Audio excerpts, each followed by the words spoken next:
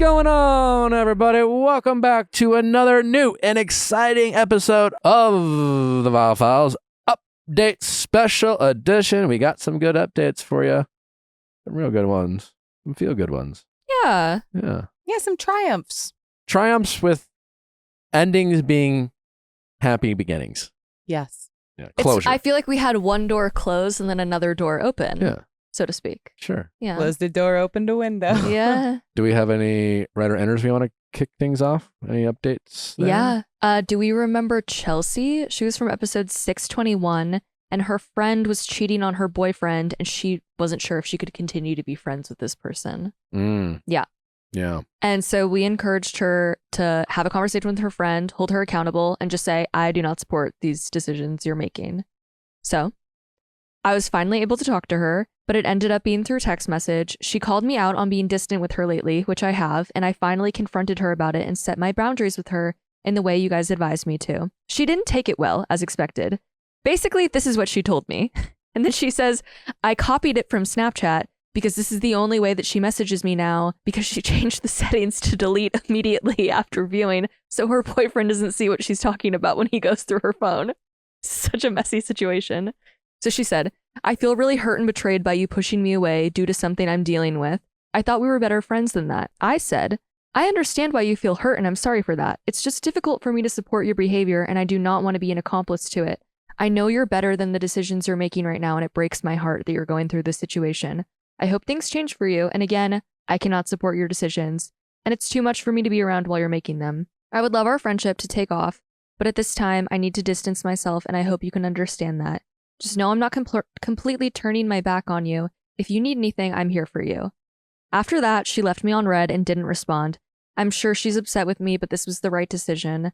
After doing some reflecting and hanging out with a new friend group that is a lot more healthy and supportive, I've come to realize she wasn't the greatest friend to me, and has had a lot of toxic tendencies.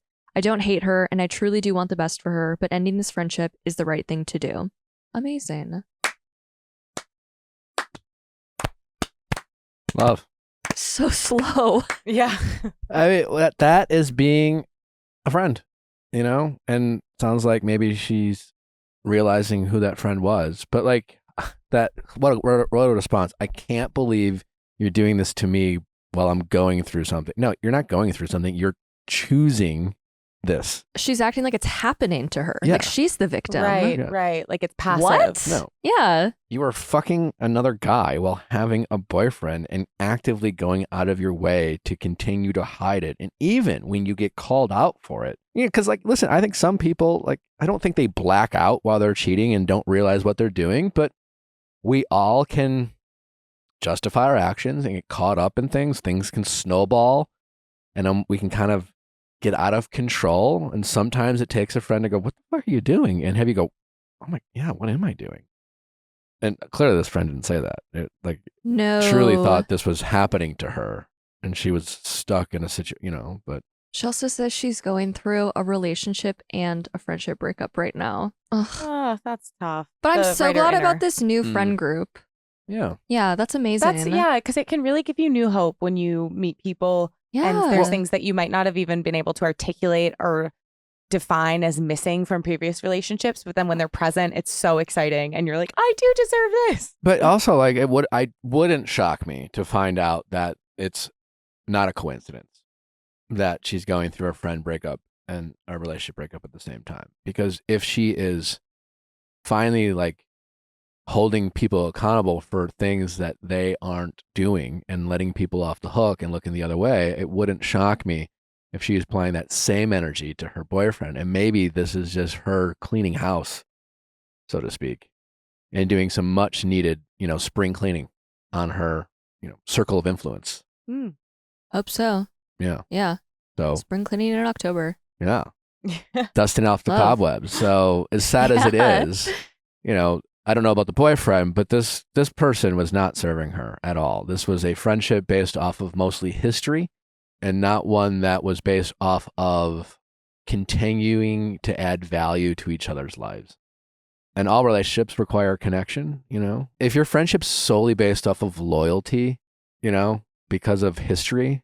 Yeah, and it's not really loyalty, it's enabling a lot of the times. Yeah, but we say it. We call it loyalty. Yeah. You know, we were friends in high school, and so we're still friends because we had an entire year where we were inseparable, and then life happened. We still were friends, and we became close. But in the meantime, you started dating someone else, and then fucking someone else at the same time, and I hated that. And you know, you changed, and then when I tried to be a friend to you, you cut me off. You know, like this friend doesn't see it. Her friend thinks she's gotten dumped, but the reality is her friend broke up with our writer. Yes. Yeah. Yeah. Yeah. Which is sad because, like, obviously she was in this friendship for loyalty. And that's the only reason that, you know, for so long up until this point, she was like putting up with her friend's toxicity. And now when push comes to shove and she's like, no, you're hurting me by you doing this and like making me an accomplice to this. It's hurting me. Then her friend isn't giving her back the same loyalty. Yeah. You know? Totally. So it's not worth it. How long, like, what are your longest standing friendships? Middle school. Girl Scouts before middle school. Mm. Yeah. Yeah. That's- I'm seeing her this weekend. That's so cute. Yeah. That's Yeah. awesome. Do you have a lot of friends from like kind of like childhood? I'm just like thinking about like the good examples of loyalty. Kindergarten Yeah. and middle school. Wow. Yeah. I mean, we didn't really become close friends, both of the guys, until like freshman year of high school. But one of them I've known since kindergarten, and we were like friendly. And the other one I met in 7th grade. And then in freshman year of high school, we all became close friends. There's something about middle school, as much as it kind of sucks when Yeah. you're going through it. Like the people who get you She's through seen me at middle my school. worst. Yes, Yeah. yes. I hated middle school. What about you? Well, everyone hated middle school. Yeah. Actually, I kind of liked middle school. Went to an all girls school. Okay. It really freed me. I could see that. Yeah, it was being a really freeing. Yeah. Yeah. Yeah. But yeah, same like pre-K and middle school. Yeah. I don't know. I was talking to my mom about like dating and loyalty and all these things one time, and she was just kind of like, oh well, like you have your friends from like this whole time. And I feel like in some ways I don't like to use that as a standard because I think it's some people just have like some people's best friends like go through addiction suffers or have these things develop in their life where it like is no longer healthy to pursue a friendship. But I guess it is one of those things where it's like you shouldn't disqualify people who don't have it. But I think it can be a really good vote of confidence for people who do happen to have those kind of like long-standing relationships. Yeah. And our writer, she left the door open. She made it She very sure clear. did. Very true. You know, like whenever you're ready to grow the fuck up and be a better person, I'm here. And who knows? She clearly isn't going to see it now. She was never going to read that message and go, oh, you know? So like, who knows? Who knows what's going to happen in 6 months or a year? She may never come around. She may just be a lost Cheat cause. on him for the rest of her life. Well, I mean, she might.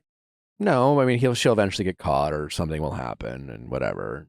The big question is, will she ever like hit rock bottom to the point where other people see her for who she really is? The lies will all catch up to her. And will she be willing to look in the mirror and look back on the conversation her friend sent to her and said, you know what, maybe this is a me problem. Maybe I'm not the victim. Who knows? But it's no longer her friend's responsibility or a writer in her. But the door is open. But the point is, if she does wake up, she will remember what her friend sent to her, and she'll do the work and maybe reach out with a little bit more humility and grace to say, thank you. And I'm sorry. You know, you were right, et cetera, et Right. cetera. And if that time ever comes, then this friendship can have a second life. Totally. It's like sometimes it's like you just like sprinkle seeds everywhere and then you walk away. And so you never get to see the flowers bloom. You might never find out that they do. But like it's still kind of like the right thing to do, even for your own peace of mind to like Yeah. do that. What a great update. Well, we got many more, and they're going to start right now. But before we do, don't forget Viall Files Plus, because we got some more amazing updates for you there. Is there anything you ladies want to add or say or get off your chest or Oh. vent? No. So much freedom. It's a little too much freedom. Yeah. I am thinking about road rage. Do you get it often? Yes. Really? I do. Yes, I I'm thought it from was Boston. universal. And people here, okay, I'm sorry. This is That rough. is shocking to me because your strength is empathy. Oh my God. Well, it's like, it's kind of the backside of that is it's like when there's people show a blatant disregard for others, like, oh my God, I will actually like go off. but LA drivers are you some of the certain of most. that? s- Or it is- or is it just they don't know you're there? But that's the fucking point. You're operating motor vehicles and you can't be bothered to look up from your fucking phone to go when the light turns green. Like, I get that maybe you're the first car, so you're going to make this protected left turn light no matter what. But some people aren't, and they're going to have to wait another 3 minutes. You got me there. It bothers me much. The person in the front of that happened to me yesterday. Person in the front of the line clearly on their phone when they have a green turn signal and they don't see it and they don't see it till the end and everyone else behind them gets fucked. Yeah. It's just, and it bothers me. But what about like the accidental like cutoff, or, on the freeway where it's I don't let people like, you don't let people in? Well, no, I don't let people cut me off unless I'm like, you're going to hit me. Like when people do that thing where they try to cut the line, where they go in the exit only lane and then merge at the last second into the traffic, I do not leave enough space for them to get in. Like I don't. I play defense. I'm like, fuck no. Take it. Like you deserve to block that lane and to like be stressed and not do this again. I'm a very like, I keep my wits about me. I have found like do you think you'd enjoy being a cop, like a traffic cop? Like, I don't think you actually want to be a cop, but like, is there something about being a cop with the power of punishing the people you find to be disrespectful drivers appeal to you? Yes. Yeah. Because the thing is that it's like, you're doing it this time in this way. Like right now you're on your phone. And so like the worst thing that happens is that like we're all delayed a little bit and maybe we miss the next light. But like, if you're like, you could hit a fucking kid. You really could. Like, just, it is so preventable for you to not be doing like negligent, crazy things. And I would love to bring down the hammer on people like that. And like, when people like are like driving like absolute maniacs, like cutting people off, like, 20 miles over the speed limit on the freeway. And it's just like, what are you doing? Like, what are you doing? Why are you subjecting everybody else to your horrible fucking decision making? Like, we are driving death machines. You're going 95 miles per hour in a death machine. And you're going to kill people. You don't give a shit that you could kill people. It's horrible. I'm really glad you got this off your chest. Thank you.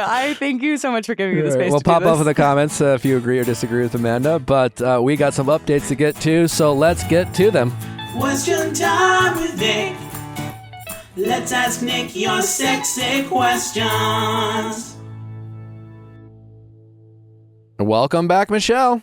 Thank you. Thank you for having me back. Good to talk with you. So last time we spoke, you were wondering if you should shoot your shot with someone who had ghosted you a year or two prior to that. Let's play a quick clip and remind our audience about your first call. Welcome back, Michelle. Thank you. Thanks for having me back. How's it going? Good. So remind our audience, last time you called, you were trying to shoot a shot with someone who had ghosted you in the past. Yeah. So I reached out because we had briefly tried dating long distance. He doesn't live where I do. He lives where my sister does. And after a miscommunication over text, he completely ghosted me. And then a few months later, he responded to one of my stories, started liking my post again, trying to slide back in, but I was still pretty bent at the time, so I never answered him at that point.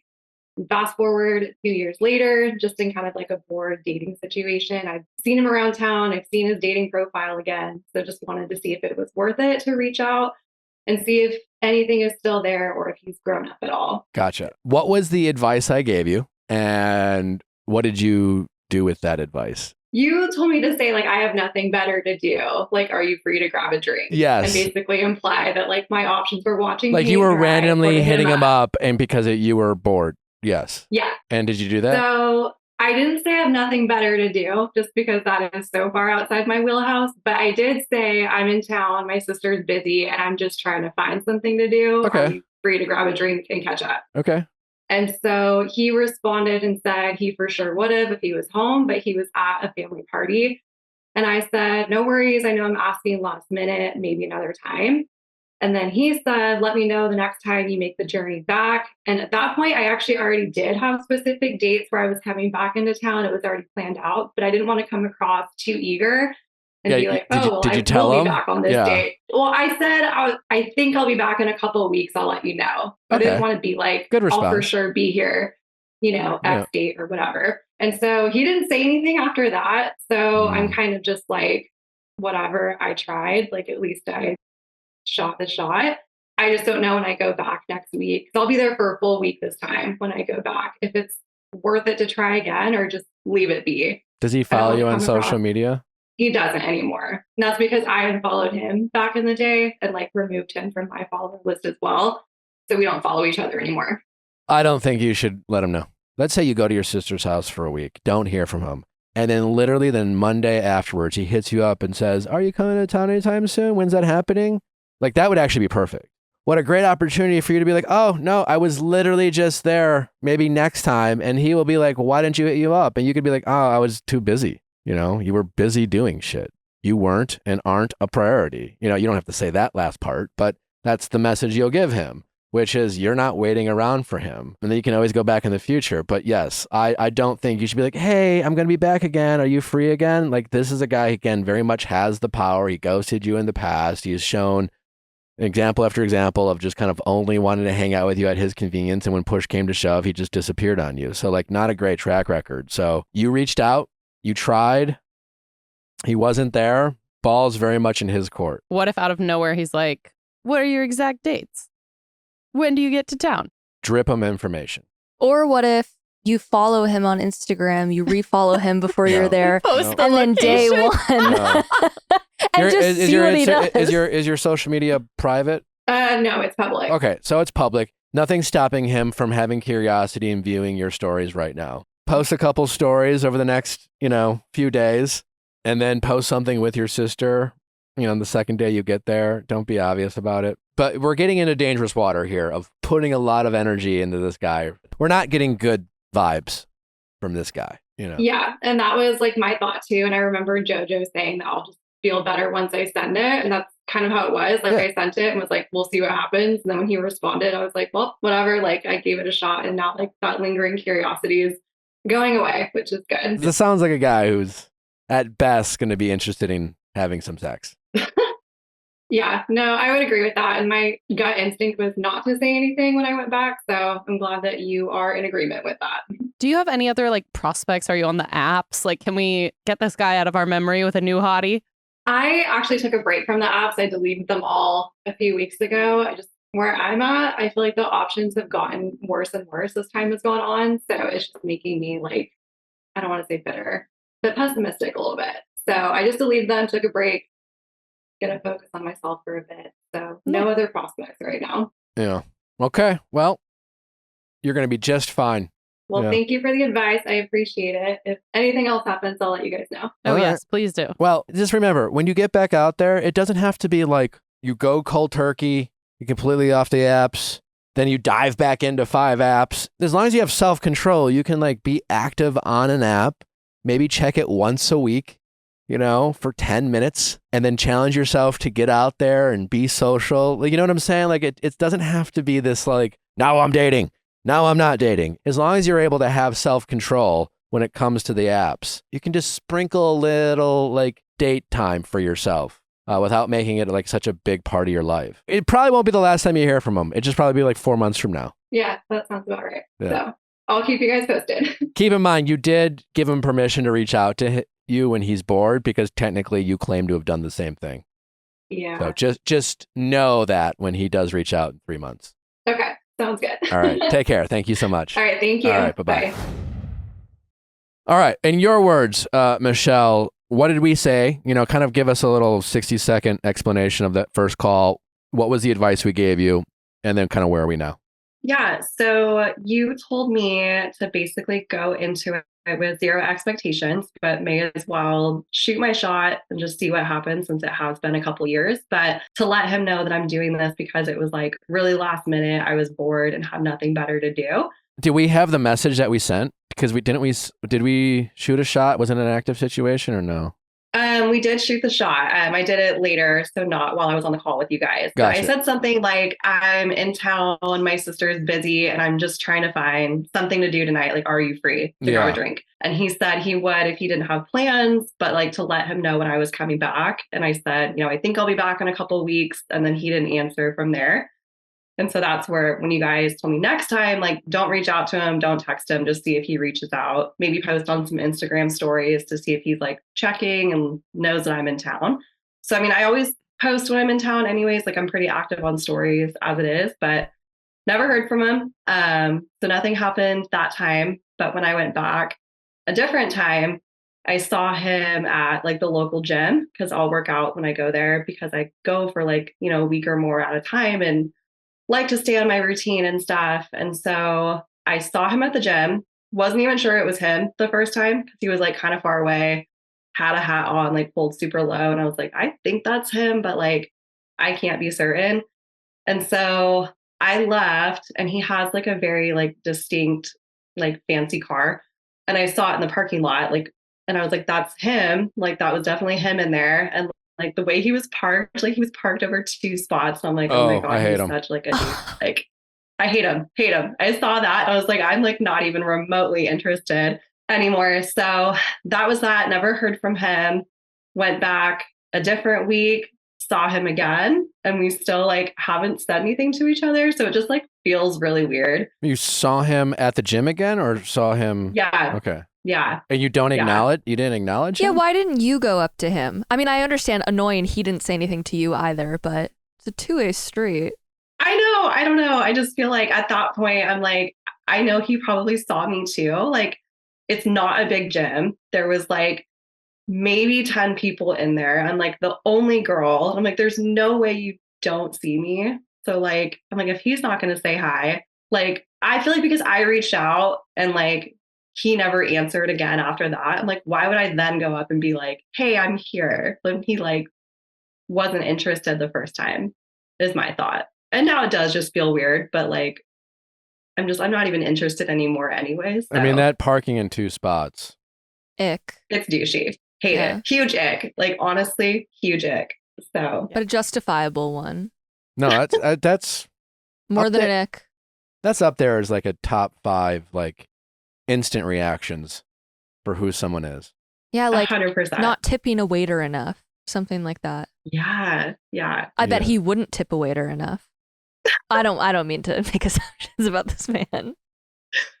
I don't remember his tipping habits when we went on our dates. I never saw what he did. Yeah, so well, like, not something who like because knows? sometimes people are bad at math and maybe they give a but like if someone has like a standard tipping rule where it's like I only tip like 15% if it's really good and I'll like and if they Yeah. blow my mind I'll give them 20 like one of those people like Hate that. you suck. Yeah. Michelle, have you noticed at all if he's been viewing your stories at all?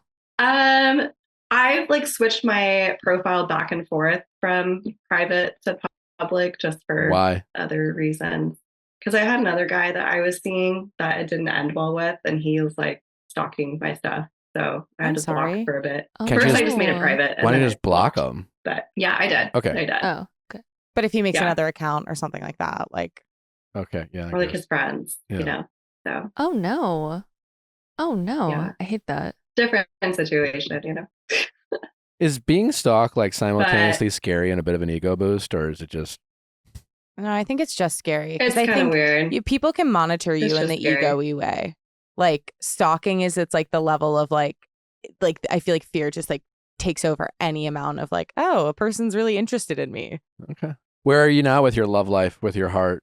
Back on the apps, haven't really seen like much success from there. So I'm like, I'm open, but just kind of like not trying to force anything and take my But time the with biggest takeaway of this call So- is you basically saw how he parked and immediately reassessed your entire level of interest. Maybe Yeah. that's a win. Well, I mean, that and the fact that he ghosted, didn't answer when I said I was coming back. There's multiple factors here, but that was the, Well, that was the but we done knew deal. about the ghosting, and you were willing to forgive that, a year later. But you basically got an update in terms of who he was as a person just by looking about Yeah. looking at how he parked. Like, I'd be mortified if we were out somewhere and he did that. It's funny, like I say women because like I don't really know if men do this, but I definitely know that I do this. Like what we can excuse in terms of like boys that we like and in terms of like specifically how they treat us. But then seeing something like that, that is the thing that turns you off. It's sobering. We're amazing. We're Because so complex. it says so much about that person. Yes. So much. It does. It does. Like, why do you get 2 spots? Like, I don't know. And like, what kind of car does he Huge drive? ick. What kind of car does he drive? Like a Corvette or something. Like, it looks expensive, so like I get it, but like And what also What kind of house does he live in? Does he have a house or does he live in an apartment? He has a house. Yeah. Okay. Regular house. Is it like daddy's Nothing money fancy. or does he have a good job? I think it's a bit of both. Mm. Like I don't love that either. I think he is good with his money, but I don't know if he's that good with his money. Like that's an expensive car. Like the one. Yeah, That it's he just like has. if your So. car's value, like there, I don't, is a certain, it's close to how much your house or apartment costs. You know, Yeah, it's up there for you're- sure. that's a red flag Yeah. on yeah. so many levels. And then not even like, Yeah. and money management is on the bottom of that list of like what's wrong with you. It's just Yeah. more about like what's important to you. It's so Right. much about what, like it's so surface level. It's so outward facing. How others see versus what you come home to. Yeah. Yeah. This guy was king of the douchebags. Yeah, 100%. And it was just like super off-putting. And so like just seeing that, I was like, I'm done. Like not even interested. Like I'd be so What a embarrassed blessing. if I don't believe in fate, Yeah. but but that was the universe saying, stop wasting your time on this guy by you seeing his car. 100%. Which is why like the second time I saw him, I'm like, I don't even care to go say hi. I'm like, I know you see me. You could say hi. Like I've already put the effort out there. I'm not going to do it again when I don't even want to go grab a drink with him at this point. So now it's just kind of like whatever. Yuck. But like I'll be back in a couple of weeks if I see him again. Who knows? But Yeah, probably won't I say think we hi just. then either. I do still follow him on Instagram. No. Okay, good. Out of curiosity, like if he did come up to you at the gym and was like, "Hey, what's going on?" What would you do? Just like shut it down, or? I mean, I'd probably say hi and Yeah, just like make small talk and then be like, gotta go, You'd definitely be nice. Yeah. Yeah. But I'm not going to make the effort. But you would, to be clear, you also would decline an invitation for drinks. Yes. Great. I would just say I'm very busy. I mean, if nothing else, it shows that I came back to town and I did not reach out to him. Yeah. Well, we don't really care what he thinks at this point. So we're not, Yeah. we don't care how he interprets it or sees it or whatever. We just don't care. Yeah. No, I would not go. Yeah. This feels like Thank a God case for that closed. parking Yeah. spot I feel like situation. I think we got a case closed. Yeah. Yeah. Yeah. Case closed. Case closed. All right, Michelle. Well, thank you for the update. We are glad that you are no longer wasting your energy trying to get the attention of a man who ghosted you. And Yeah. Thank you. for the help. I universe appreciate stepped in. What a blessing. It really did. It really did. All right. Well, take care. Thanks so much for the update. Thank you. All right, Michelle. Bye-bye. So we have a written update. It is from Paul, who was our resident boy, who recently called in. He had cheated on his girlfriend like 8 months ago. Lost the job, then cheating on his girlfriend because it was like emotional internet cheating. Yeah, Not that like that's a okay. sex spot. Not that that's okay. But there was no sex. But there was no sex. Yeah, but there was no meeting up. Yes. I think it was a 2-day thing. It was over the course of 2 days. But anyway, we like encouraged him to write a letter. He was living at home, wanting to find a new job, somehow move back to where she was. Yeah, no, I vividly remember Yes, this guy. yes. He was, I basically told him he needed to essentially mentally move on from her and do the work because right now he was too focused on getting her back and she could sense that kind of energy. And he almost needed to say goodbye to her, even in a letter. I think I suggested him writing a letter, whether Yeah, he we sent it or did. not. And I know he mentioned that she, I think, listens to this show. It's almost like sounded like he was trying to get through to her via this show. I'm really curious. I don't know what the update is, but I'd love to know if she heard the that episode. I don't know. Oh. I don't know that, but he did say we've definitely made some good progress. I've continued with therapy and things are going really well. I'm actually moving back and getting my own place next week and have a potential job lined up. He's moving back to where she was. Yeah. Because he was living with mom and dad at the time. Exactly. We've been talking more and she's been helping me look for places to move into. I did write a letter, but she hasn't mentioned it yet. And then he says, I'd love to come back on, but it might be better in another week or two so I can be back in the same city with her and actually have talked to her face to face. So super excited. Active situation in a good way. Yeah. Things are looking up. I'm more cautious Okay. Oh.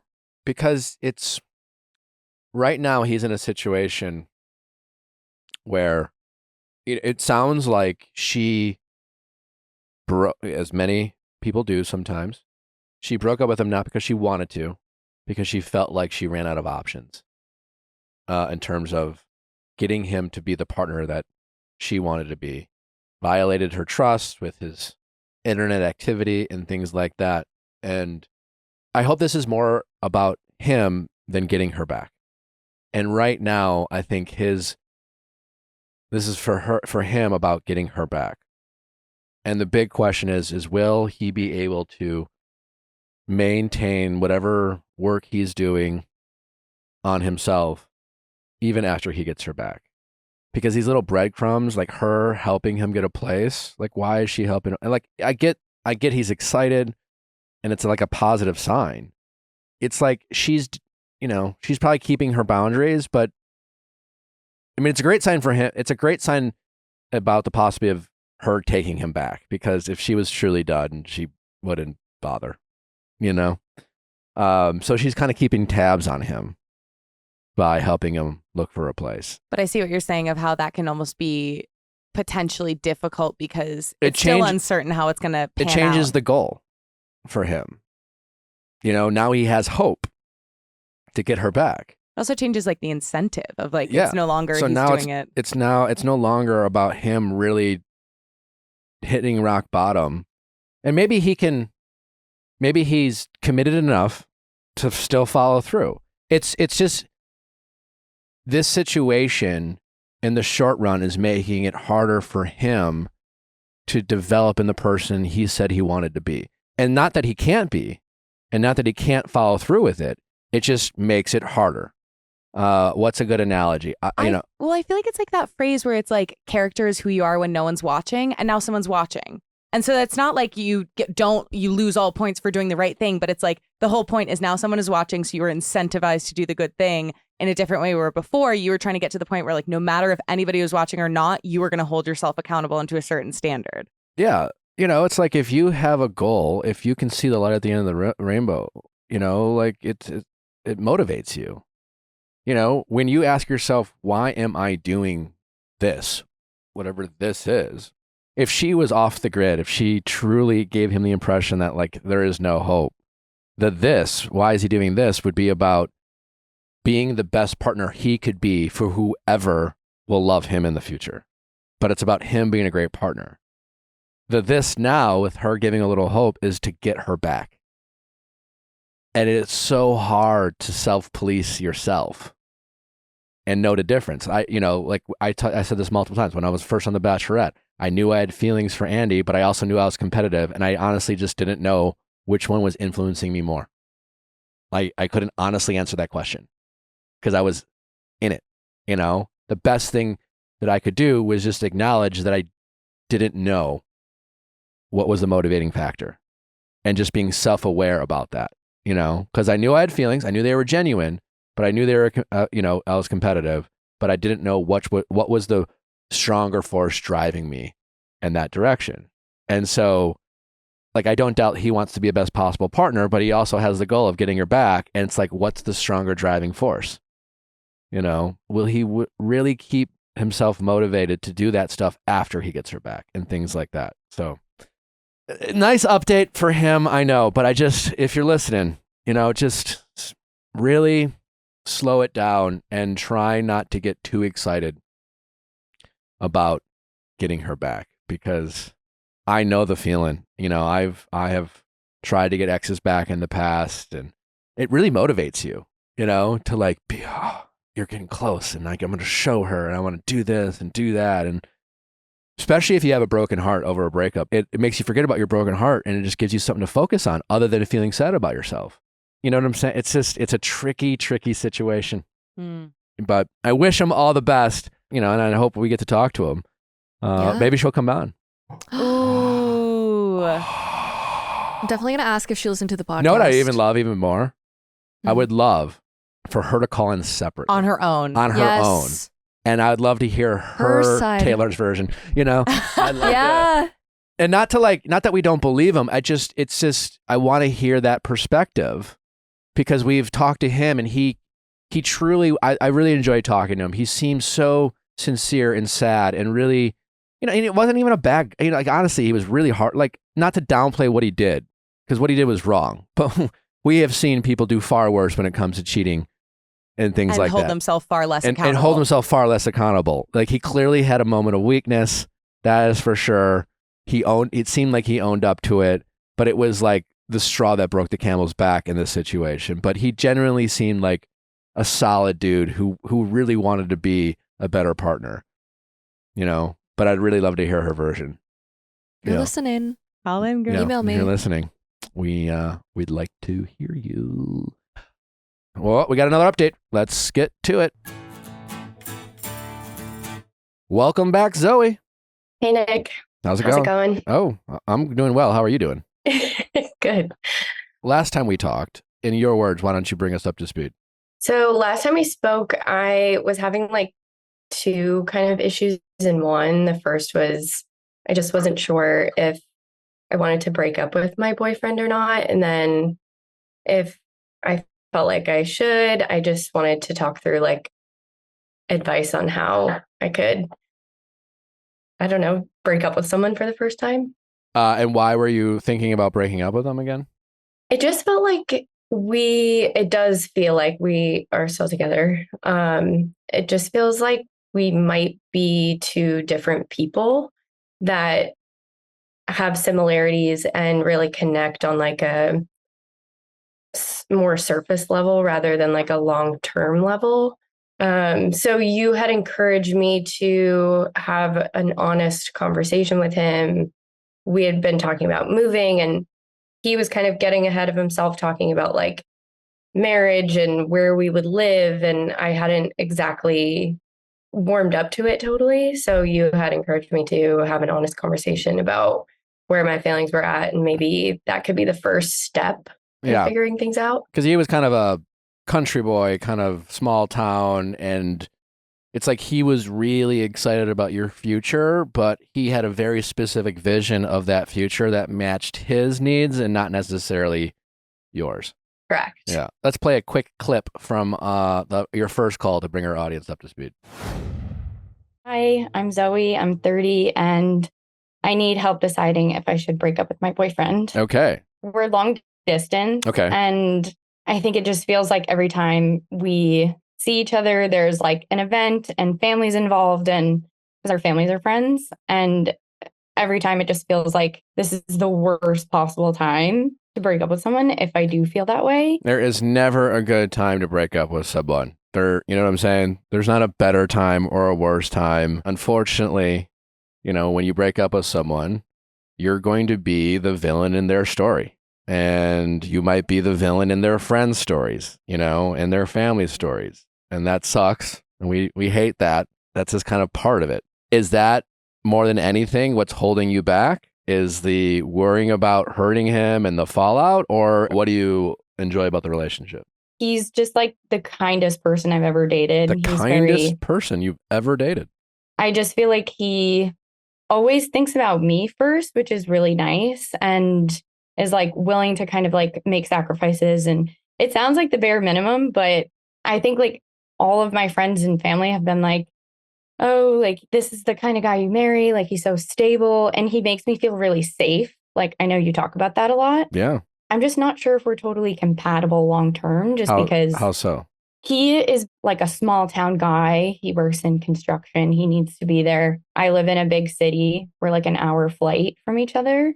And I don't know if I'm done traveling and like seeing the world. And that's just not really possible for him. And I feel like I would be giving up that to pursue this relationship. I feel like I just want someone who's a little bit more fluid and doesn't need to be so rigid with like, I have to be back for work, which I understand. I just have a job that happens to be able to be remote. I guess my question is, because here's what I'm hearing. I'm dating a guy who's like literally the nicest fucking person in the world. But right now, I just want to travel a bit more. I have some flexibility in my job, and there's some things I want to do. But I'm just wondering, why do you need to like cut this person out of your life to meet these goals? You've only been dating this guy for 6 months, all right? So like, no one needs to like be family planning anytime soon. Yeah, that's also what I'm wondering. But it also feels like something's missing. And I don't know if I'm wrong for saying that or if I'm too picky and not focusing on the right things. But all right, well, what do you think is missing? Let's try to figure it out. I think that I really am attracted to more like cerebral people, intellectual people. I feel like he's Okay. just a little bit more basic. But, to your point that you've made before, he does try. Like he always tries to learn new things. And I'm like, I don't know. There's just certain things that I'm like, oh, I wish that Like what? I mean, he's never traveled outside the US and he's just very small town. Like, I don't know how else to kind of like specify that. I hear you. And I don't know, those things can evolve, type of thing. I don't know if you have to make a decision, I guess is my point. We have had a couple of conversations just because I've told him I'm not sure if I ever want to move to where you are. Okay. He's been very calm and just like, how can I make it easier? Because it seems like that's our only option. Well, so there you go. I mean, that's a potential non-negotiable. And you got to say, like, listen, what I'm saying is I don't think I ever want to. That was kind of one of the things we talked about when we first reconnected. I kind of feel like he duped me a little bit because I kind of feel like he was like, well, let's just see what happens. And now it feels like he is wanting to stay there with his family and isn't willing to move too far. Well, yeah, and that's just something you can address, and say. It sounds like this is a non-negotiable potentially for you, like where you want to live for the rest of your life is a big deal. And people take that for granted when they try to pretend, that Love conquers all. Love conquers all. Like, He's like that.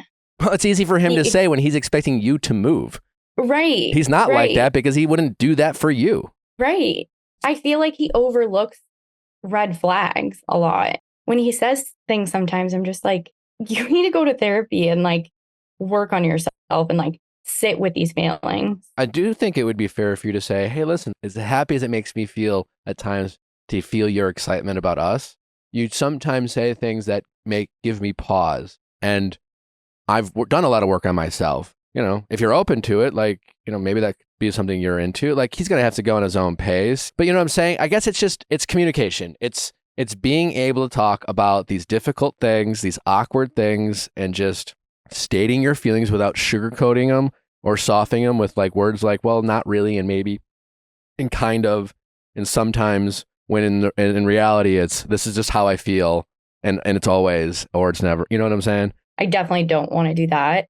Do you think it's a conversation I can have on FaceTime? Yeah. I mean, you have a long distance relationship, so that's how these things kind of work. Yeah, I think FaceTime is totally fine. He is talking like he's willing to compromise, but he's not showing his willingness to compromise through his actions. And you have the right to point that out to him. And that's where you could just say, hey, listen, at the end of the day, maybe we're just not willing to compromise for each other. And that's a sign that maybe we shouldn't be together. But if we can find compromise, these are the things I'd love to work on, because these are the things that I find a priority. You find this a priority, and, we don't have to decide today, but I do want to be upfront about the disconnect I'm having, and let's just be honest about it, and let's talk through it, and let's just not pretend that our honeymoon feelings will solve all our problems, because they just won't. That's exactly how I feel. He's like, we'll figure it out, babe. It's like, you're like, no. When? Well, I want to figure this out now. Yeah. Say that and then go and see where it goes. Okay? That's great. Thank you. All right. Well, I really appreciate keep us posted. We're dying to know. Okay. All right. Thank you all. Good luck. Definitely will. All right. Bye-bye. All right. We played the clip. Great. All right. And so we told you to kind of have a come to Jesus conversation with him about like basically your compatibility and make sure, he understood your long-term needs, like it was more like, hey, I'm excited you're excited. And yeah, there's a lot to like about our relationship, but I don't necessarily feel understood and seen by you, because he was kind of bulldozing over your needs and assuming that his desires for the relationship matched yours. Correct. Exactly. So how did that conversation go? So we did have it in person since we were seeing each other relatively soon. I decided just to wait. And I was very honest. I didn't use like the maybe terms, like you say, to stay away from. And he honestly didn't have a lot to say. He just kind of like nodded and said he never wants to like push me into doing anything that doesn't feel right for me or that I don't want to do. So it was a positive conversation. He just didn't really have a lot of feedback or anything to say. So we're just kind of in this spot where I'm still trying to figure things out. So he was like, he stated the obvious, which is, I don't want to kidnap you and make you like live a life that you hate, essentially. He agreed not to traffic you, basically. Oh my God. What a king. I mean, obviously I'm joking, but in a way, by saying, well, I don't want to make you do anything you don't want to do. That's probably why it felt so empty on your end. Because, duh, you know, right? Like, that's truly bare minimum. Because that would literally be kidnapping. That would be trafficking you into a life of servitude. You know? Well, Right. you know, because imagine, it's like, well, oh shit, I thought I was just going to like make you do it. Even though if you didn't want to. But what he didn't do, correct me if I'm wrong, is actually learn more and ask more questions about what it is that you want for yourself in your relationship. Or ask things about, well, what can I do to make you feel like your relationship needs are met? And what does happiness look like for you in a relationship with us? And find ways to meet you in the middle. It sounds like he didn't do any of that. So we've had one conversation prior to this where it was less direct and he did say things like that, but it just felt like we could have talked through more. I don't know. It felt like the first conversation is kind of like an icebreaker, and then this could have been a little bit of a deeper conversation about it. And I don't know, just maybe make him truly consider like there is a possibility that this doesn't work out and we are just different. Or I don't know, like you said, just exploring more. And it just felt like I was talking and he was agreeing, and that was it. Where are we now?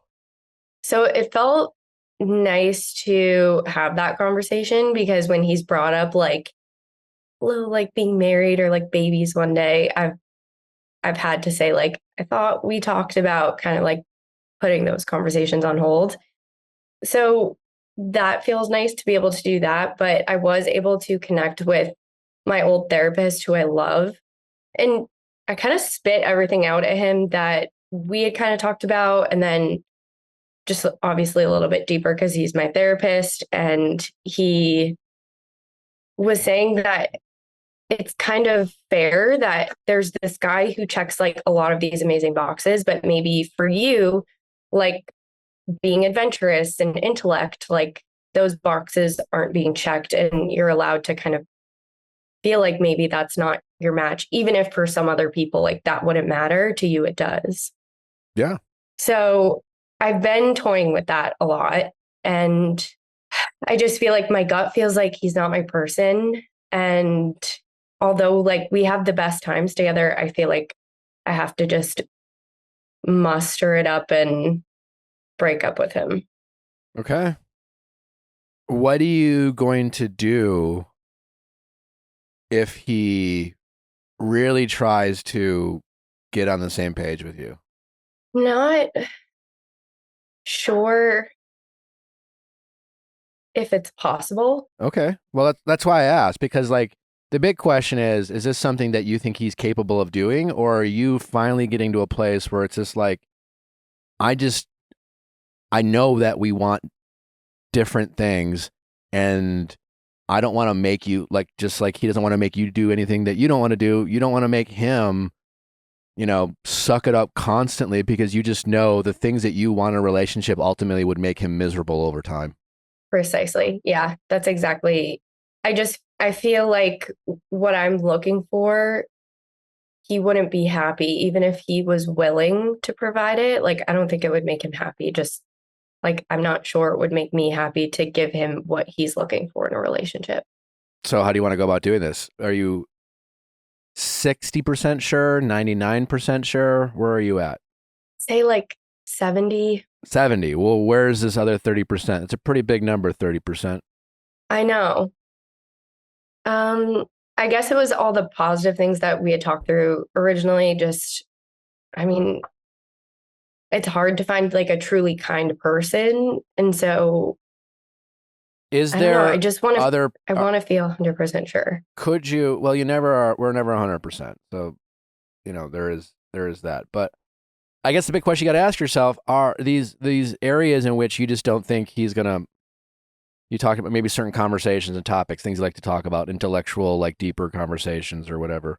Can you scratch that itch via friends and other people? I like to have deep intellectual conversations, and Natalie and I talk about everything, but there are certain conversations that I'm better off having with other people or friends, just because, like, Natalie will sometimes, but like she also just doesn't give a shit about like certain things that I want to talk about, and I just talk about with other people, So I guess my question is can you scratch an itch with other people in your life? Because our romantic partners are not perfectly made for us, so to speak. We're never going to be 100% compatible with someone, and that doesn't mean that the areas in which we're not compatible, we have to give up in a relationship. We could that's the part of the relationship that independence is important, and the freedom to do other things, either with yourself or with other friends, so that, we don't put it on our partners to fill our emotional cups with everything, because that's exhausting too. So I guess the only way for you to make this relationship work that you're in, that you still see a lot of good and you're afraid to give up a lot of the good stuff, but you feel like you're shortchanged in other areas, is to find that balance via other people and not expect him to fill those cups that he's not currently filling. Does that make sense? Totally. I mean, it's something I thought about from the beginning because I knew that that would be the case. And I was talking to a friend about it, who we do get like deep and intellectual and spiritual, all that. And I was like, maybe it's nice to have a relationship that's lighter and we don't have to be like serious and get into all this. But I do feel like it's been missing. Okay. Because that is something I was considering. And I think for me, it's something that I do want. Like, yeah. Now, your big trick is going to how do you break up with this guy and give him an explanation, because everyone who gets dumped wants a reason why, without sounding like a dick. Right. Tough. You're in a tough spot there. Well, can't you just be like, I'm not willing to move. It doesn't seem like you're really willing to move, and I just don't want to do long distance anymore. Well, unless he panics Yeah, then and comes says, I'll do anything to not lose you. Then she's got to say no to that, because it's like, well, sorry, just kidding. It's not that. You're not enough for me, I think what I've thought about is, because there is a part of me that wants to live in Europe for some time, and like he logistically can't. And like, when I say some time, I mean, so you're going to run away to Europe? Spend time there and maybe live there, because I do have family there. So that's something he logistically wouldn't do. And he also wouldn't be happy doing that. So I feel like that's a fair way out. Love that. Yeah, but you just have to not give him hope. Yeah, you're right. Feel free to, like, this is just first idea. So maybe a really, really bad one. Is there some way of slightly more kindly, but maybe just like saying, you are not enough for me and you are so amazing, and there are so many people for whom like you would be enough. You And can't lead with you're not enough. I know. But do you know what I'm saying? Of like something that's basically like, I feel like I have seen so many of your good qualities and I can't even appreciate them because there are certain things that are lacking, and you deserve to be with someone who doesn't have those barriers, who can just appreciate all of the wonderful things that you have. I mean, you've heard me say you gotta do the selfless thing and allow your ex to hate you. So maybe who gives a fuck? It's not enough. Like maybe be like, you have so many, like you have several spectacular qualities. And I feel so shitty like saying this, but like somehow it's just not quite enough because the things that are lacking are fundamental. Or you make yourself feel like the martyr. It's just like, I kind of say what you said to us. It's just like, there's just so many things I want to do that I just know you just don't have an interest in. And you are such a great guy that I don't doubt that you would probably try to do all these things that I want to do, but that wouldn't make you happy. And I just know that it would make me happy. And I want to focus on me right now, and just call yourself like say you're in a selfish, state of life right now, because there's some truth to that, and just be the bad guy. Let him get mad at you, and let him feel like, it's like make him feel like he would do these things, but you don't want him to because you're trying to think of him too. Some version of that, but at the end of the day, it is okay if it's okay if he gets mad. Yeah, I don't think he'll get mad. I think he'll just be sad, which I'm sad.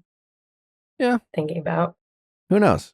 Be honest, even at the risk of hurting him, but be kind. And you never know what could happen. Don't give him hope, but that doesn't mean that there isn't any. Maybe you go to Europe and you get all this out of your system, and maybe that's it. Maybe right now he is representing a future that you might be interested in, but right now what you do know right now is that there are things in your life that you haven't done that you want to do. And he represents you settling down. He represents you slowing down. He represents you like making your world smaller and focusing on your community, all of which at the right time can be amazing things for everyone. But that's not where you're at right now. And that's what he represents to you. And so who knows? And I wouldn't say this shit to him because that would give him hope, but you might go to Europe, live there for a year, and quote unquote get this out of your system. He may be unavailable by then, but who knows, I agree. All right. Well, I think you have an answer. I think you're 99%. And it's just scary because you can never be 100%. And that 1% feels like 30. But it's really 99%. You have your answers. You haven't disagreed with anything we've said. And you're right. You can't predict the future. And that 1% knowing that like he's great and there's so many good qualities and qualities that you might hope for and yearn for in the future. But you selflessly understand that you can't put him on hold for a year while you do whatever the fuck you want to do. And you don't want that burden of having to worry about his feelings while you are focused on yourself. And listen, there's a time to be selfish and there's a time to be selfless in someone's life. And the important thing is to be able to recognize that and just be honest with the people around you of what to expect from you. It's the people that are selfish and pretend to be selfless and talk a big game, and then they disappoint people and let people down. You're not letting people down by being selfish if you're upfront with them. You're doing a good thing by being honest with yourself and then being honest with the people around you about what you need and what they can expect from you. If the worst kind is the people who don't like to think that they could be selfish. They don't want to be called selfish. And so they pretend that they aren't, and yet they still are, and let people on and let people down. They want everyone to think they're a great friend, and they'll step up as soon as it's convenient, and things like that. But then when push comes to shove, they let people down. And you're just being upfront about it. There's definitely a time in our lives where it's important to focus on ourselves, to prioritize ourselves. Because if we're not self-fulfilled, we can't make other people happy. But there is a balance to that, right? You have to find that balance. You can't be a self-centered person your whole life because then you just suck. But I think what you're doing is self-aware and healthy, and it sounds like you got to do it, Thanks, Nick. I appreciate the confidence. Maybe I think, when are you going to do it? I don't know. There's no good time. You're never going to be ready. It's never going to feel good. Also, Probably. one thing I do want to say is just that like holidays is the time where the most people are like, I can't do it now. Like, so I feel like just considering that as like a very significant sooner the better deadline is also worthwhile. Okay. Give them a month to be sad about you so you can enjoy Thanksgiving and Christmas. But I have to do it in person, right? It's the nicer thing to do, but he's long distance. Yeah, I think don't you even know FaceTime if him. that's the nicer thing to do because then he'll feel like he's traveling to get broken up with. Yeah. Yeah. Or looking forward to seeing you, and then you show up and you're like, just kidding. There is no nice way. Yeah. And So we I have still a great weekend. I still think I don't want to justify, like, in person's always the best, but in this situation, because it's long distance and because you are always waiting to see each other, and then there's anticipation, it's a bit of a wrinkle. I think you just call him up tonight, FaceTime him, and just say, I've been I know we've talked about this. I've been thinking, and I think the best thing we can do is to move on. I know I'm going to Europe. I've decided I need to do this. And I know it's selfish of me, but this is what I need to do for myself. And I don't want to ask you to wait around. And I need to do this. And, I am sorry. And I think that's all you got to say. Okay. It sucks, Yeah. but sounds like you're doing the right thing. You've thought about this long enough. You've been consistent with your doubts. We've already talked. It's been a long enough time. Like nothing's changing. Right. I'm selfishly glad I can do it on FaceTime because I think the travel thing was what has been holding me back the most. I'm like, either he comes here and then we have a great weekend, so I'm glad that you validated the FaceTime. Yeah, and give him the whole I'm really scared about letting you go because of so many great qualities, but I just need to do this because if I can't do this, I won't be happy, you won't be happy, we'll be miserable. But I am scared to lose those qualities, but I have to let you go. Don't say anything about maybe in the future or shit like that. No, you're 100% right. Okay. Thank you. Well, good luck. I know it's going to suck, Thanks, but Nick. you can get through it, and then please update us after how that went. Things you learned, what you learned, how it's going. Will do. All right. You're going to be fine. You'll get through it. Okay. I appreciate it. And also have fun in Europe. Fuck, Yeah, as soon as you get Thank through you. this breakup, you're allowed to dream about your future without feeling guilty about it. Thank you for saying that. Yeah. It's a little scary, but you're not going to regret it. You're just not. I mean, there are people that I broke up with or I didn't pursue that I look back and go, they were pretty great. Why didn't I do this or why did I do that? And that usually comes when I was feeling the most lonely or the biggest gap between a connection. And yeah, they were great. And it was easy to look back on my time with them and, smile, because they were a great person. But I just always remembered there was something missing or whatever you want to call it, and yeah, I had to be more patient to get where I wanted to be, but I never regretted it. I just more, was like, wow, they were really great. I hope they're doing well. It's weird you say that because I picture myself saying that in a year. Yeah. And who knows? You never know. Maybe life will bring you guys back together. But right now, you guys are not compatible. Appreciate the validation. All right. Well, good luck. Keep us posted. Thanks, Nick. Congrats on baby girl. Thank you. Bye-bye. Bye. Bye. Bye. We have another written update. It's from Trixie. She was on our episode with Raven and Miranda, and she needed help sending a text to her husband to convince him to sign divorce papers. Oh my gosh. Remember? Yes. Yeah. They got married really quickly. It was kind of like visa marriage vibes. Yes. And he just was not coming to the table. Yeah. And she was like, I don't know if I should reach out to his mom. Yeah.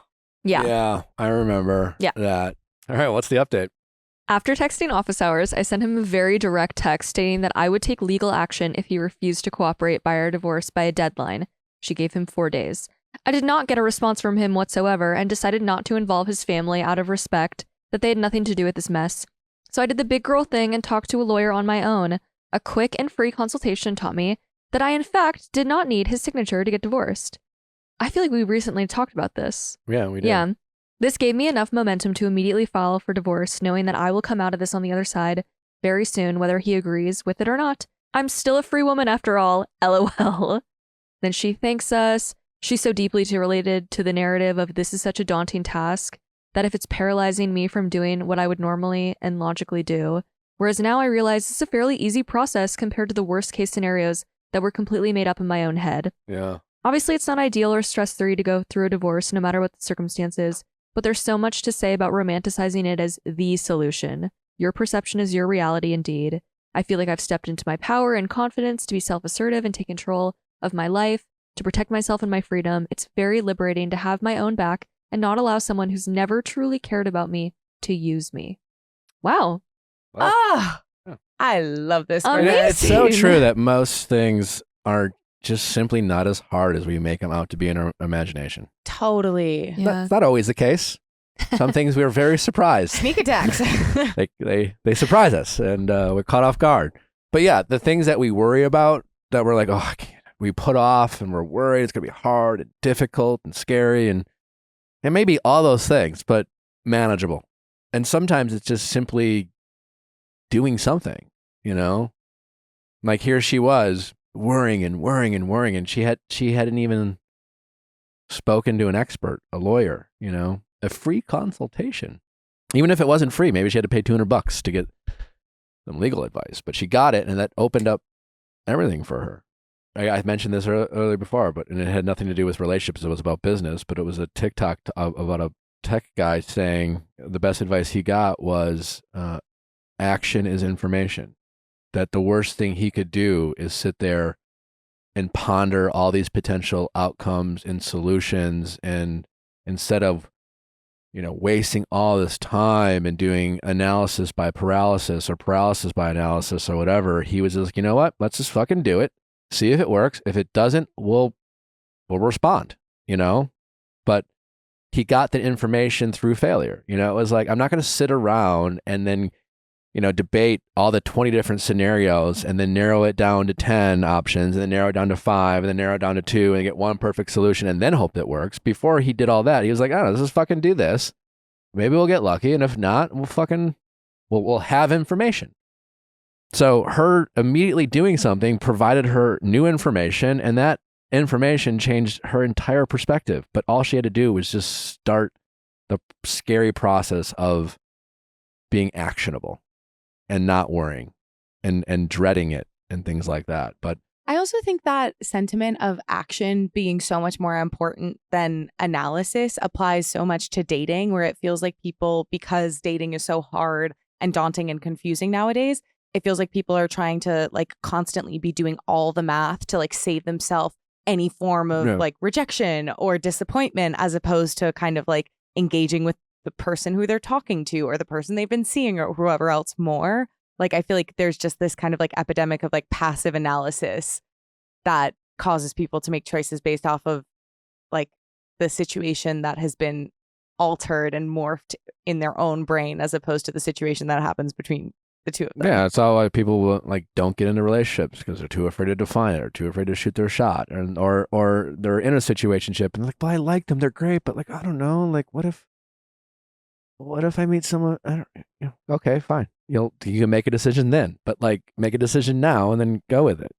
We've become too risk averse, and there's a million reasons why, but action is information. Action is information. I love that.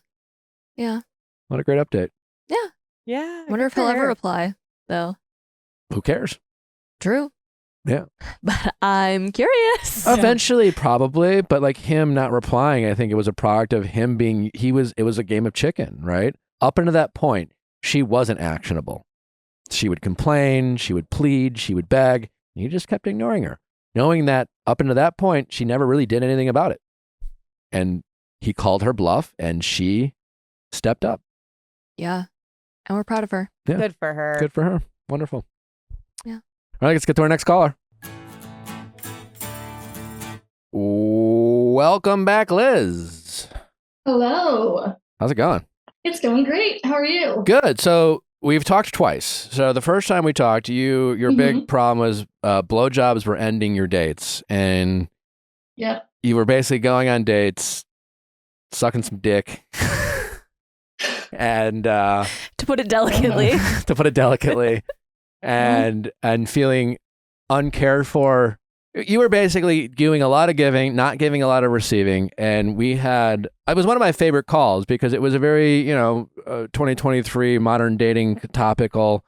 And we discussed the importance of setting upfront expectations when it comes to hookup culture and the awkwardness, sure, that can come into it, but the importance of doing it and making sure if you're going to participate in hookup culture, it is literally all about the sex. It's only should be done if you yourself want to have sex and get pleasure, and you're only doing it for that because you're not doing it to get someone to like you, and you're not doing it to make them feel good about themselves. That's their problem and that's their concern. Your job is to be respectful and make sure you get yours. And so we had a very honest conversation about that. The first time you gave us an update that you experienced some positive change in terms of how that all went down. Let's play another clip to bring us up to speed. Welcome back, Liz. How's it going? It's going great. How are you? Doing well. Glad to be talking with you again. Why don't you just kind of summarize why you called in, what we said, what did you do with that information? Where are we now? So recently I had gone on this third date that was essentially ended by giving, like you said, the evil blowjob. The blowjobs are ruining your dates, yeah. Right. And it had happened 3 times, and I was just feeling very confused. And I think like the cusp of the advice that you gave me was that if I'm going to engage in hookup culture, just in general, that I need to take responsibility for the role that I have been playing and putting myself in these situations, and not to expect these men whom are essentially strangers to, I guess, put in as much effort as I've been putting in. And that because I really don't know these people, like I am just falling into this pattern, and I don't want to do that anymore. So since talking to you, I think I've been much more intentional about whom I give my time to, and not putting myself in those situations with these people that I don't know.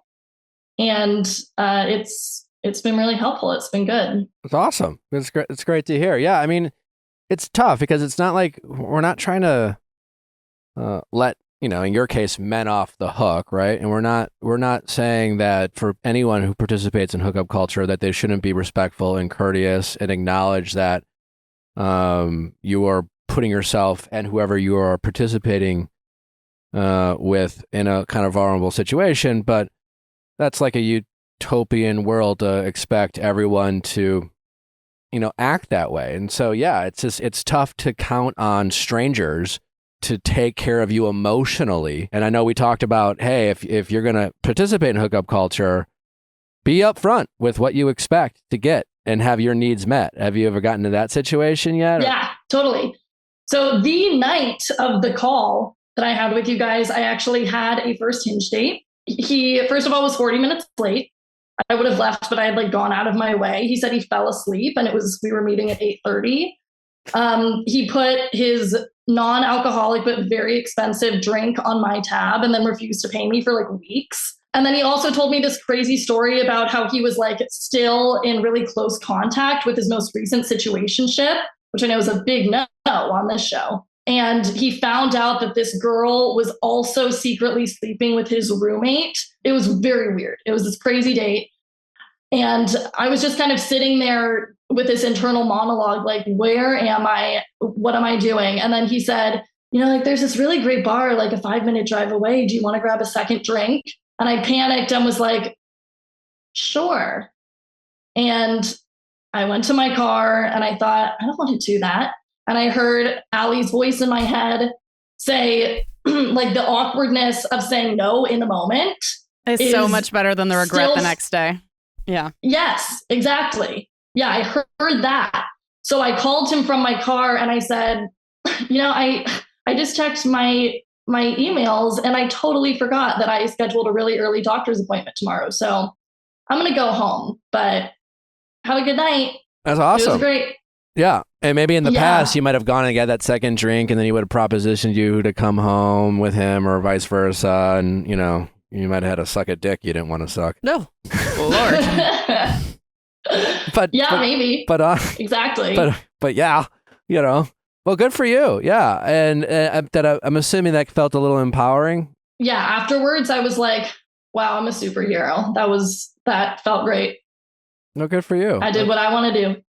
Yeah. That's awesome. I think you're a great example of just what hookup culture and dating culture has turned us into, where sex has become this kind of expected part of just a basic date kind of situation. It's and the obligation of the feelings of obligations that come with it.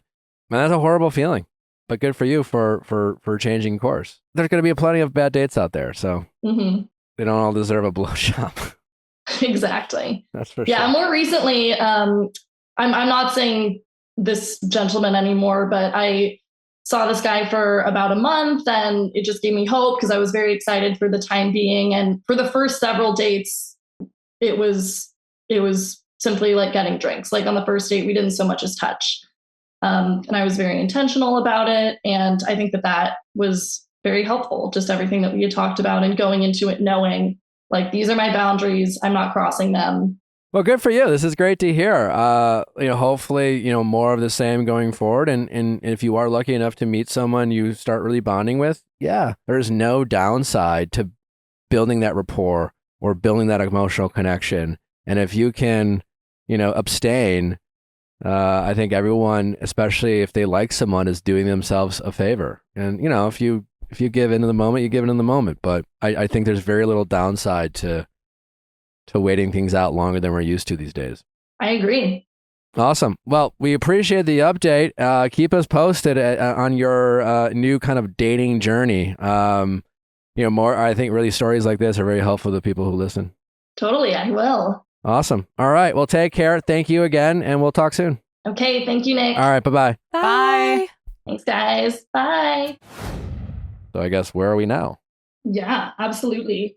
I told you last time, like even that night, the first new date that I'd had, I cut things off early. He has to go to a second bar. And I initially said yes and then changed my mind. So I have been keeping that same mindset ever since, and just taking things, I think, a lot slower and making sure that I am prioritizing myself rather than these strangers. Yeah. And focusing on, do they like me? What can I do for them? And then thinking if they aren't approaching me with the same mindset, that's on them, rather than realizing that, no, it is on me as well.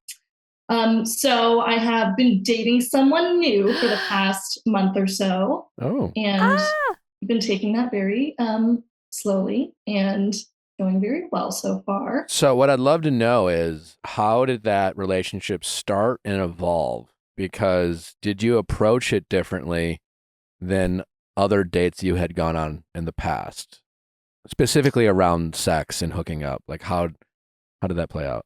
Yeah, yes and no.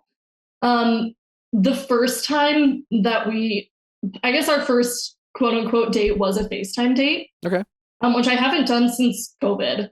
And part of that is also because he lives about an hour away and he goes back and forth between where I live and between where he lives most of the time. So I think having that distance is honestly kind of nice because it takes the pressure off of like, oh, like he's just around all the time, and it kind of makes the times that we are in it helps you look forward to each other. Another. Yeah. So the first time that we met in person was very much planning to, just get drinks and then send him on his merry way the hour or so drive home. It did escalate, which I was not expecting. And we did end up hooking up that first time, which I was like, I haven't done this since that call. Part of that also, I think, was because, it did get late and it was a farther commute home. That being said, I really wanted to. He clearly did too. This really has nothing to do with that, but I think he did unintentionally get very vulnerable that first time, which kind of like set the stage for being a little bit more vulnerable with one another, because he at one point had to go in my bathroom and throw up. He's like in there naked, throwing up. Very first time he's over. He had just gotten over COVID, which was part of it. But I think that first time just like set the stage for a really interesting dynamic. And then I ended up being pretty sick for a little while after that. And he, so we've seen each other at physical lows. Do you feel like quickly. those vulnerabilities made it easier for you guys to communicate about awkward things? Yep, weirdly. Yeah, it makes sense. Yeah, totally. It's, I guess, technically an icebreaker. Throwing up naked in someone else's bathroom. Unfortunately, yeah. Truly. Yeah, but like two days later, I got strep throat and he like brought me soup. It makes sense, right? because here you are naked in a stranger's bathroom puking, and what's going through your head is the fear of judgment, right? What is this person going to think of me? Only for them to come out and not feel judged by you, right? And so that not judgment and in a place of vulnerability is basically says, oh, I can be vulnerable with this person and not feel judged. How wonderful. Yeah. Like, and we all look for that, men and women. So, you know, it makes sense. Yeah.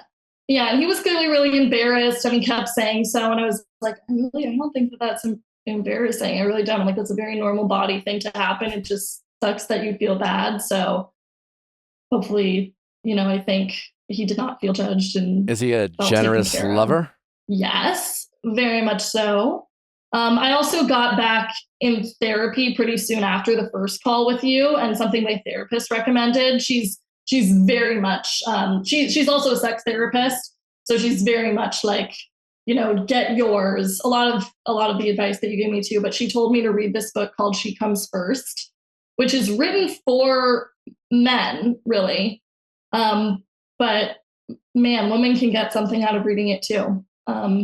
Well, yeah, I mean, I get what you're saying, that it's written for men, because it's like, hey guys, by the way, this is where you're missing the mark. But it makes sense, especially from your point of view. And I would imagine a lot of other women could benefit from it, because again, you called in the first time being like, I'm sucking all this dick, and like, what's the problem? I mean, to put it not so delicately, but you weren't prioritizing yourself and what you wanted. And you thought, is if I just give, it will just naturally come back. And you needed to expect and put it out there and prioritize what you need and communicate what you need and hold those other people accountable.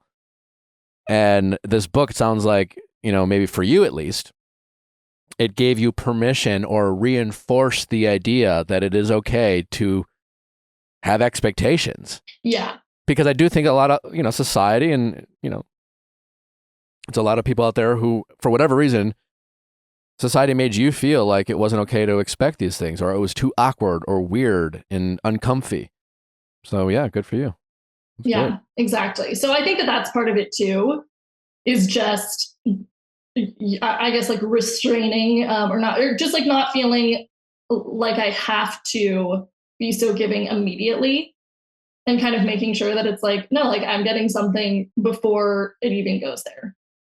But yes, he is very generous. I did intentionally leave the book out for him to see, so that we could have that conversation too. How about you just say because, or maybe just be direct. You could just say, hey, I read this really interesting book about sex and women and dating, and I read it for me.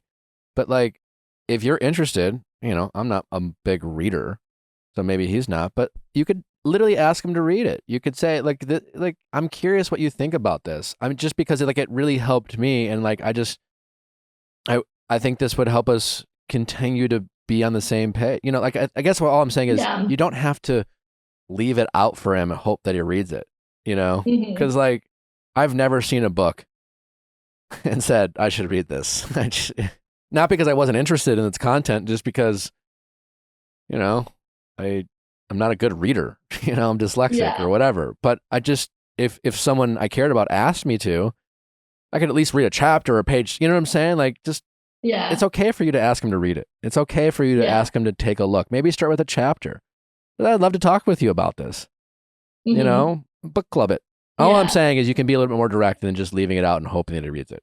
Totally. And be consistent with that. Be consistent with, this is a relationship that started with us being vulnerable and being open and honest, and not let awkwardness and stop us from being direct and communicate. So stay that course and just say that you'd love for him to read it. Yeah. And you're just saying, like, I'm not asking you to read this because you're doing anything. This is not like I'm not trying to teach you anything. I thought this was really interesting. And I read it like right before I met you. And honestly, I think it's a big part of the reason why I feel the way I do about you. Make it like a positive thing, not like a, hey, giving you notes. Like I'm giving you a self-help book. I know. I think that's the worry. Yeah. Like you're not doing it. Make that very clear. you know. Right. But just say it's just I'm always looking for ways for us to be on the same page and to, you know, get to know each other a little bit better. And I'm just curious if you want to page through it, like this is, you know, and again, make him feel confident about himself and reassure him that this is not like, you know, how to stop being annoying, and give him that book, you know. Right. My brother bought me a book called How to Apologize. Oh my God. Yeah. And how did you feel when you received that? I didn't read it. Did you apologize? I thought I did. But yeah, I mean, you know what I'm saying though? Yes. Yeah. It's not that, you know. Yeah. Well, this is great. Congratulations on love. Thank you. Well, Keep taking it slow. Yeah. It's been a yeah. month. Yeah. Yeah, yeah. listen, it's hard to, you know, Like, Yeah. it's be excited, Perhaps too low. take it slow. You have a lot to learn about each other. Mm-hmm. But I think the positive thing here is you made immediate changes in your life and quickly noticed changes. Like, you're not here saying, I found the love of my life, and who knows, 2 weeks from now, you might call us back up and be like, I learned something crazy about him. And now, you know, you might literally say, I learned that he parks in 2 parking spots at the same time, and you might immediately get the ick, you know? You never know. But the point is that you made some changes, and those changes changed your reality and your environment, and you know, you controlled your destiny, not the other way around. Yeah. Because it wasn't just about making like those sexual changes too. Like that really translates to everything else. And this is also, it feels like the first time, even just at this stage, dating someone that I don't feel that like, you know, like giddiness, which is really just like anxiety and like those feelings of like obsession coming in. Like it really just feels like I am in the driver's seat and I do have agency here. Because before it feels so much like it really is just like, when's he going to text me? When is he going to reach out? How is he feeling? And having no idea. It's like, I sucked his dick. Why isn't he calling? You know, but like, again, exactly. I do feel like there is a false narrative out there where I think there's a lot of women who think, well, if I make him happy sexually, then, you know, I'll get what I want from him. And men don't fall in love that way. They just get off that way. They fall in love from missing you. Right. Yeah. Well, what a great update. Thank you for the call. Of course. Thanks for having me back. You took charge of your life, and look what happened. I'm trying. You're doing great. Well, thanks for the advice. Well, thanks for listening. And good luck on this relationship. Thank you. Have some fun. Fingers crossed. Who knows? But it's a good start. Who knows? It's not a coincidence that you met someone that you like and likes you back, because you made some obvious changes. Yeah. All right. Well, thanks for the update. Thanks, guys. All right. Good luck. Take care. Bye, guys. All right. Bye-bye. Thank you. Bye. Thanks for listening. Hope you enjoyed those updates. As always, if you're thirsting for more updates, we have, I think, 15 additional update special episodes behind Viall Files Plus. So be sure to go to viallfiles.com. There's a tab right there to sign up for Viall Files Plus. It's free to sign up, so you can probably, you know, listen to a bunch of episodes for free. Got to check it out. As always, thanks for listening. We'll see you back on Monday. Bye.